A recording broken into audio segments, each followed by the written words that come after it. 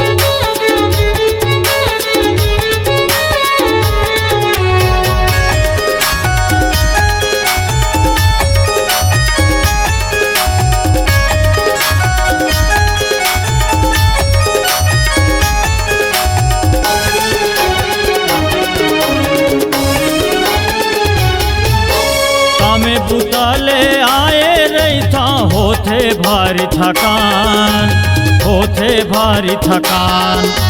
नोनी बाबू के महुल फिकर है दारू छोड़ हुई मान, दारू छोड़ हुई मान।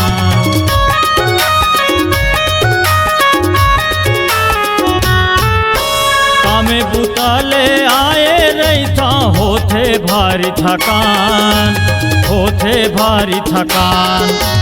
नोनी बाबू के महुल फिकर है दारू छोड़ हुई मान, दारू छोड़ हुई मान। तोरे बिना मैं कैसे जी हूँ, तोरे बिना मैं कैसे रही हूँ। छूटा थवै परान, छूटा जात हवै परान। हे रानी वो कसम खवाले नहीं पिया अब दारू। हे रानी वो कसम खवाले नहीं पिया अब दारू। ए दाई वो तोर दामाद हा पिया थे रोज दारू। नहीं पिया अब दारू। पिया थे आड़ बड़ दारू। नहीं पिया अब दारू।